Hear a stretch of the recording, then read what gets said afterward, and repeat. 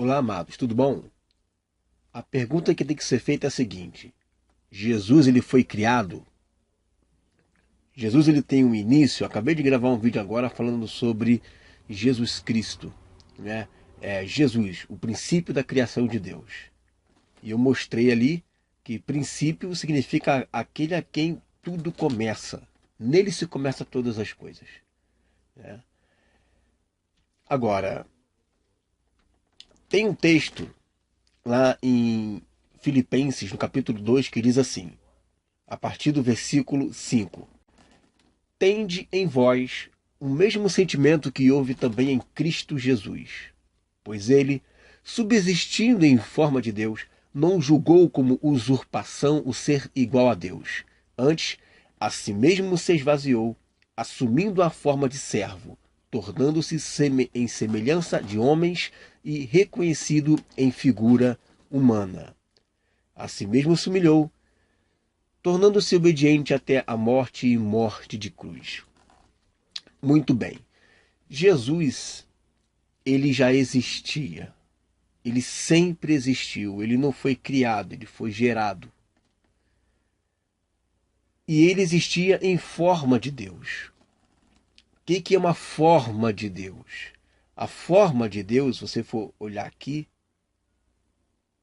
implica em ter a aparência, né? Ter a forma pela qual a pessoa ou a coisa é percebida pela visão. E Deus, ele é espírito. O Pai é espírito. E Jesus, por ser a palavra, e Jesus disse certa vez que a palavra que eu vos tenho falado é espírito e é vida, e Jesus, por ser a palavra, ele também ele tinha forma espiritual, espírito, da mesma maneira como Deus. Porém, ele de forma alguma, ele quis usurpar essa autoridade paterna, mesmo subsistindo em forma de Deus. Ele não quis, né? Ele não julgou ser igual a Deus.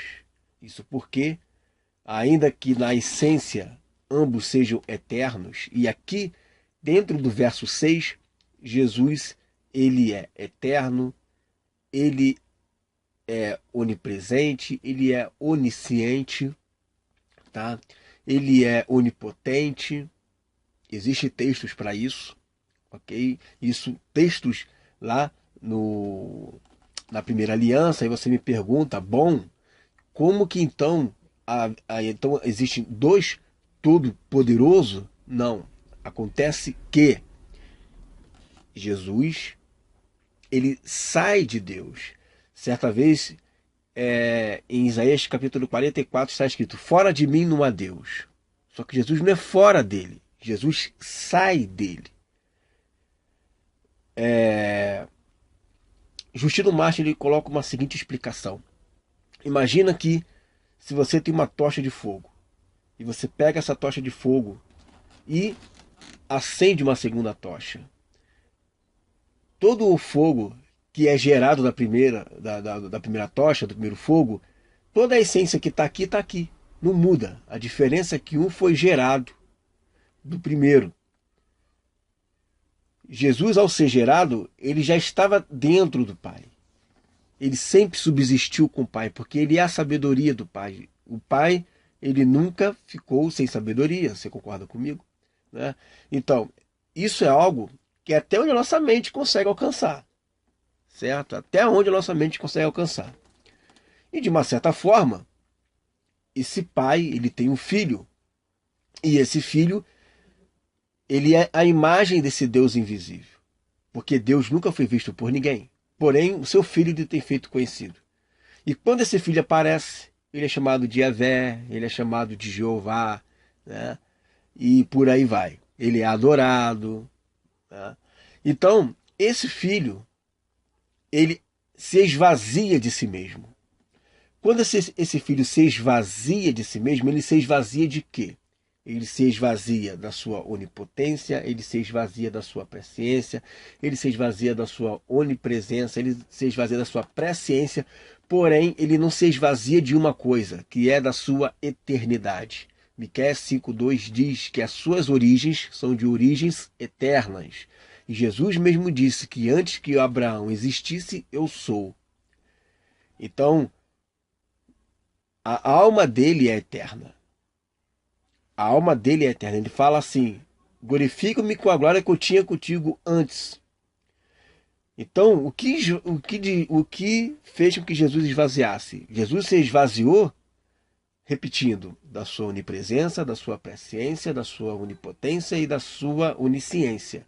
Porém, da sua eternidade não, ele continua sendo eterno, porque a alma dele é eterna. Por isso que ele é Deus, porque a alma dele é divina. Mas ele precisou crescer em estatura, em graça e em conhecimento. Ele precisou se encher novamente do Espírito Santo. Ele precisou passar por todo aquele processo. Por quê? Porque ele se esvaziou e se tornou homem. Então, quando Jesus ele fala que ele não sabe o dia da sua vida naquela condição, ele realmente não sabia o dia da vinda dele. Por quê? Porque ele não é presciente. Quando Jesus ele tem algumas visões de aquele homem que estava debaixo da figueira, né? Ele fala: olha, eu te vi lá debaixo e tal. Que daria uma revelação direta do Pai para ele. Quando ele fala para aquela mulher, né, que eu sei que você já teve 7 maridos, ela fala o quê? Tem aqui um profeta, porque um profeta ele tem uma visão. Um profeta ele consegue ter esse discernimento, porque Deus revela. Jesus falou que tudo que ele fala, tudo que ele ensina, são coisas que ele ouve do Pai. Ele está ouvindo, ele está revelando. Então, Jesus ele estava como homem, reconhecido como uma figura humana, na semelhança dos homens, porém a sua alma é eterna. Você quer ver um exemplo? Você imagina, você viu aquele filme lá dos X-Men? Não tem aquela parte, no terceiro filme lá da primeira franquia, que é o conflito final.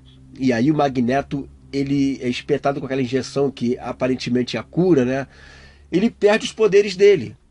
Ele perde todo o poder dele de poder controlar os metais.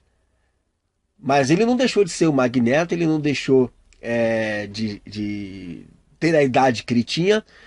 A idade dele permanecia a mesma, mas ele se esvaziou, foi do quê? Foi do seu poder. E depois ele recuperou. É a mesma forma, Jesus, ele não deixou de ser eterno. Ele apenas se esvaziou, né?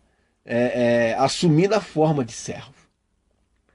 E depois que ele ressuscita, ele então, Deus dá a ele todo o poder no céu e na terra. Ele recupera essa condição de ser onipotente, de ser onipresente. Tanto é que mesmo em carne, e isso é uma coisa muito interessante, que Jesus ele ressuscitou na carne, ou seja, habita nele corporalmente toda a plenitude da divindade, o que significa que Jesus ele nunca mais vai poder ter a forma de Deus.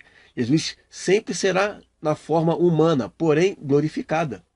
Por isso que diz Jesus Cristo o homem. Há um só mediador entre Deus e os homens. Jesus Cristo o homem. Jesus é homem. E se Deus que nos criou, ele é homem. Então, essa condição que ele teve de se tornar ser humano como nós, faz com que ele nunca mais ele venha a se tornar a forma de Deus. Agora ele vai se tornar, agora ele sempre será, né, em forma humana, porém glorificada. Ou seja, ao mesmo tempo que ele come peixe, ele passa pelas paredes, né? Ao mesmo tempo que as pessoas podem tocar nele, ele pode flutuar, né, e subir, e ele hoje é onipresente, ele hoje é presciente, ele hoje é onipotente, né? E a eternidade sempre manteve com ele, ele sempre teve eterno, por isso que ele é Deus. Mas ele se esvaziou de todos esses poderes, até porque não poderia trapacear, né, irmão? Como é que vai trapacear com o diabo? Um Deus todo poderoso ali na terra, né, contra o diabo, não tem, né? Então seria uma trapaça muito grande. Como é que ele vai ser um exemplo de homem que consegue vencer o pecado se não tem como? Ele realmente tinha que estar nas mesmas condições que nós, né? A única diferença é que a nossa alma ela é criada, a alma dele é eterna. Não houve uma criação, houve uma geração de algo que já estava no seio do Pai, certo? Então, Jesus ele não é criado, essa alma de Jesus ela volta para o corpo, esse corpo, nele, na ressurreição de Jesus, ele recebe toda a plenitude da divindade, corporalmente, ele recebe todo o poder no céu e na terra, e aí é a continuidade desse texto, né, que fala, pelo que Deus o exaltou sobremaneira e lhe deu um nome que está acima de todo nome, para que ao nome de Jesus se dobre todo o joelho nos céus, na terra e debaixo da terra. E toda língua confesse que Jesus Cristo é o Senhor, para a glória de Deus Pai. Então esta é a história, esta é a sina de Jesus.